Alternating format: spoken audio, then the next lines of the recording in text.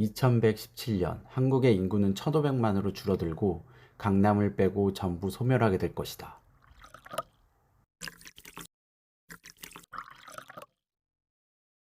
깜짝 놀라셨죠? 그런데 이게 제가 하는 이야기가 아니라 최근 감사원에서 냈던 인구 보고서에 나오는 내용입니다. 그동안 한 번도 시도하지 않았던 초장기 인구 추계 그리고 그 실태 조사를 담고 있는 리포트인데, 예전에 일본을 충격에 빠뜨렸던 마스다 보고서의 한국판이라는 평가입니다. 마스다 보고서라는 건 마스다 히로야 전 총무상이 주도해서 발간한 보고서로, 현재 인구 감소 추세라면 2040년까지 일본의 절반이 소멸할 것이다 라고 경고를 하면서 일본에 큰 충격을 안겨주었던 보고서인데요. 이번 감사원의 인구 보고서의 주 내용 중에 하나가 한국은 저출산 고령화로 100년 후 한국 인구는 1500만 명으로 줄어들 것이라고 이야기를 하고 있고, 이로 인해 서울, 강남, 부산의 강서를 제외한 전국의 대다수의 도시가 중소도시가 된 이후에 결국은 소멸하게 될 것이라고 이야기하고 있습니다. 거기에다 더 나쁜 건 남은 인구의 절반이 65세 이상의 노령인 인구가 될 것이라고 이야기를 하고 있는데요. 이게 오늘의 영상의 주요 내용은 아닙니다. 이 정도까지는 아니더라도 향후 인구 구조가 어떤 식으로 변해갈지 대충 예상이 되는 상황에서, 그럼 우리는 무엇을 해야 하나? 이게 오늘 영상의 주요 내용입니다. 결론부터 말씀드리면, 늘 말씀드리지만 부동산을 볼 때 최대한 대도심의 안쪽으로 붙어서 그렇게 보아야 한다라고 말씀드리고 싶은 겁니다. 여전히 비싼 서울의 집값이고, 최근에는 지방을 한번 돌고 다시 서울이 불장이 되면서 피크를 향해서 가고 있는 상황이긴 하지만, 장기적으로는 서울의 1급지의 가치는 계속 상승할 것이라고 보고 있습니다. 따라서 거주하지는 않더라도 반드시 보유는 하나는 해야 한다는 게 제 생각입니다. 우리나라뿐만 아니라 세계적으로 지방 도시의 소득이 줄어들고 있고 인구가 감소하는 현상이 일어나고 있습니다. 그리고 추가로 기본적으로는 지방경제 산업이 악화가 돼 가고 있기 때문에 지방 집값이 하락세에 접어드는 형국입니다. 새로운 산업이 빠르게 변화하며 나타나고 있고, 그러한 글로벌 패러다임의 변화가 한국 지방도시들을 크게 흔들 것이라는 게 제 생각입니다. 이러한 추세로 서울에 더 많은 주택을 공급하게 되고, 낙후된 지역을 도시재생이라는 이름으로 계속 새롭게 해 나갈 것이라고, 개발해 나갈 것이라고 저는 보고 있습니다. 지금은 서울 강남 지역 등을 중심으로 재건축 위주로 도시 재생이 이루어져 왔지만, 서울의 많은 곳들이 연식이 30년, 40년이 넘어가기 때문에 전반적인 재건축, 재개발을 통해서 서울 도시재생이라는 이름으로 서울은 환골탈태를 하게 될 것입니다. 대도심 개발이 필요한 것은 유명한 글로벌 도시들이고 대부분 국가의 수도이거나 역사적으로 의미가 있는 곳들입니다. 이러한 곳은 수요가 많지만 택지가 부족하기 때문에 주택 공급을 쉽게 할 수가 없고, 따라서 그 희소성 때문에라도 주택 가격은 계속 상승할 수밖에 없습니다. 따라서 도심 내에 낙후된 지역들은 꾸준한 수요가 있기 때문에 사업성이 나오게 된다라고 하면 언젠가는 도시재생을 통해서 다시 새로운 모습으로 태어날 것이기 때문에, 더 살기 좋은 곳으로 탈바꿈할 것이기 때문에 여기에 투자하라라고 저는 말씀을 드리고 싶은 겁니다. 최근 미국, 일본 등 노후화되고 쇠퇴한 도시 중심 지역에 도시 정비 및 도시 재생이 활발하게 진행이 되고 있습니다. 단순한 새로운 깨끗한 주거 환경을 만드는 게 아니라 도시 경쟁력을 위해 도시 공동체가 서로 유기적으로 연결이 될 수 있고 다양한 문화가 공유가 되면서 살기 좋은 곳으로 탈바꿈하고 있는 중입니다. 대표적인 예가 미국 뉴욕의 200억 달러 규모의 허드슨 야드 재개발 사업입니다. 2024년까지 상업 및 주거 공간으로 복합적으로 재개발이 진행되고 있습니다. 그리고 일본의 도쿄 또한 대규모 도심 재개발 사업이 진행 중에 있고요. 마루노우치 지구는 천황의 거처가 있었기 때문에 주변 개발과 고도 제한으로 인해서 노후화가 진행이 되어 왔었습니다. 그런데 최근 호텔, 국제회의시설 등 경제활동을 촉진시킬 수 있는 시설과 더불어 역사적 건축물들을 보존해서 고품격 지구로 탈바꿈을 하고 있는 중입니다. 유럽의 최대 도심 재생 프로젝트라 불리우는 런던 도심 킹스크로스 지역도 15년 동안 도심 재생 사업을 통해서 여러 산업문화유산을 보존함과 동시에 이를 예술대학 등의 공간으로 재생을 하고 있는데, 이것도 또 다른 도시 재생의 한 사례라고 볼 수 있고, 말씀드렸던 이러한 트렌드는 세계적인 트렌드가 되어가고 있는 중입니다. 오래된 글로벌 도시들인 뉴욕, 파리, 런던, 로마, 도쿄 등등에서 일어나고 있는 현상인 겁니다. 글로벌 도시들은 대기업이 많고 소득이 높고 좋은 학교가 많고 명문대학교도 있습니다. 그리고 교통, 병원, 편의시설들도 엄청나게 발달이 돼 있죠. 사람들을 모을 수밖에 없습니다. 이에 선순환으로 더 살기 좋은 곳, 그런 것이 되고 싶다 보니까 사람들이 더 모이게 되는 겁니다.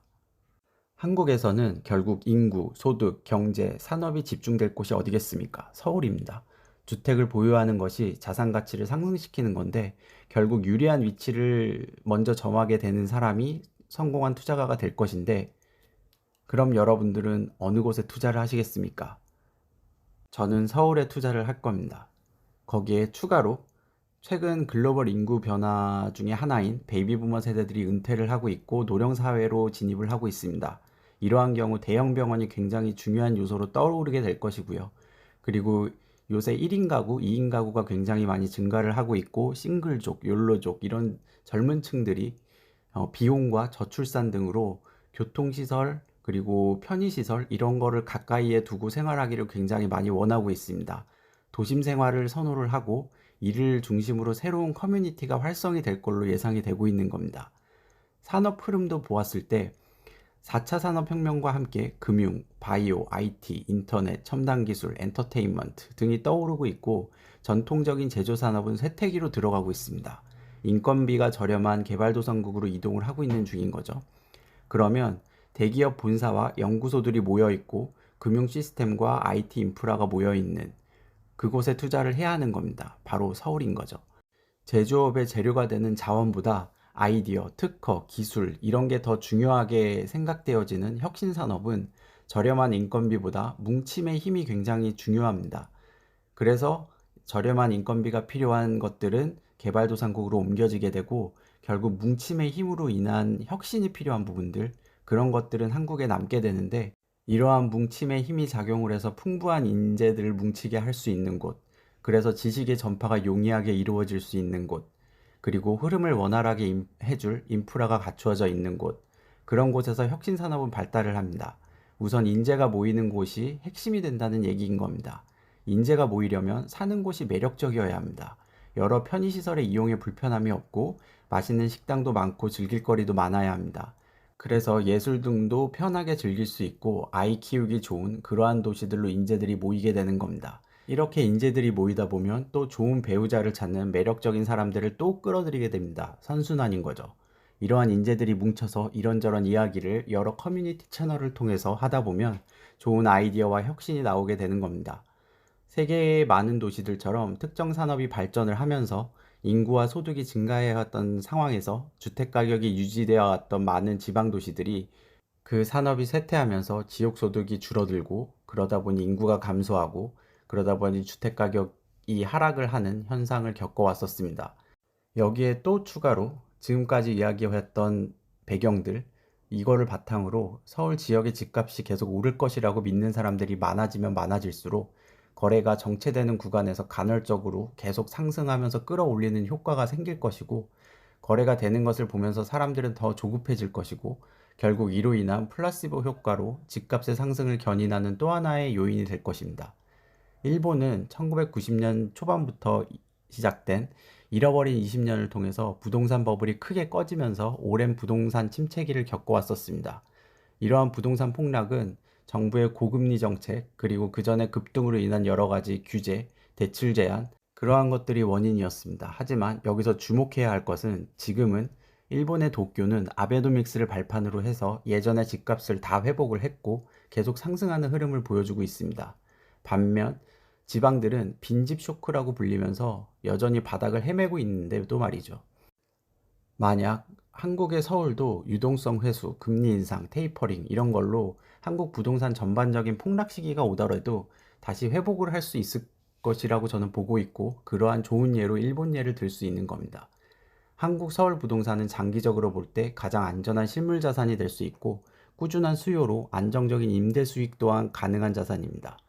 일본과 한국의 산업구조, 부동산, 경제, 정치 이런 것들이 완전히 똑같진 않지만 닮은 면이 굉장히 많이 있다라고 저는 생각을 하고 아무도 부인하지 못할 것입니다. 그렇기 때문에 충분한 벤치마크로서 참고 사례로 쓸 수 있는 거고요. 부동산 가격을 상승시키는 세 가지 요인이 있습니다. 희소성, 소득 수준, 교통 편의시설 학군의 우수성 이런 게 있는데 서울은 이 모든 걸 가지고 있습니다. 이만한 도시를 찾기가 어려운 거죠. 현재 진행 중인 GTS, 고속도로 이런 걸로 인해서 지방의 부동산이 오를 것이라고 생각을 하는데 저는 약간 반대로 생각을 해서 빨대 효과로 인해서 경기도권의 사람들의 소비가 결국 인서울로 더 끌어오게 되는 그런 이유가 될 것이라고 저는 보고 있습니다. 플랫폼 제국의 미래로 유명한 스콜 캘러웨이 교수의 인생 경제학이란 책을 보면 미국에는 보이지 않는 카스트 제도가 있다라고 합니다. 그게 바로 교육 수준입니다. 게다가 시간이 지날수록 점점 더 소수의 거대 도시 위주로 경제 성장이 이루어질 것이라고 이야기하고 있습니다. 앞으로 50년 동안의 경제 성장은 3분의 2가 거대 도시에서 일어날 것이고 기회는 인구 밀도와 상관관계가 있을 것이라고 이야기합니다. 그래서 사람들에게 성공의 기회가 넘치는 곳으로 가야 한다고 이야기하고 있습니다. 경제적인 안정에 있어서 기회의 장, 성공 속도는 실과 바늘처럼 뗄래야 뗄 수 없는 요소라고 이야기를 합니다. 본인에게 어느 대학에서 어느 학위를 받았는지의 최종 학위와 사는 곳의 우편번호를 알려주면 꽤 정확하게 앞으로 10년간 그 사람이 벌어들이게 될 수익에 대해서 어느 정도 정확하게 맞힐 수 있다라고 이 교수는 이야기하고 있습니다. 이러한 이야기는 트렌드 코리아 2021에도 나옵니다. 또한 망해가는 쇠락한 미국의 한 공업지대인 러스트벨트 지역의 출신인 저자 제이디 벤스가 최고의 명문 예일 로스쿨을 졸업을 하고 실리콘밸리의 전도 유망한 젊은 사업가로 성공에 이르게 되는 삶의 이야기를 풀어쓴 힐빌리의 노래라는 책을 보면 왜 이런 이야기를 하는지 확실하게 아실 수 있을 겁니다. 실제 실화를 바탕으로 쓰여진 미국 흑수저가 미국에서 성공하여 살아남는 방법에 대해서 쓴 책이고요. 영화로도 나왔기 때문에 관심 있으신 분들은 한번 보셔도 좋을 것 같습니다. 어떻게 들으셨나요? 서울에 집을 사야겠다는 생각이 좀 드시나요? 단기간에 일어난 일이 아닐 수도 있겠지만 중장기적으로 보았을 때는 어느 정도 현실성이 있는 미래의 시나리오라고 저는 생각을 합니다. 그런 거에 대비를 해서 좋은 투자를 하겠습니다.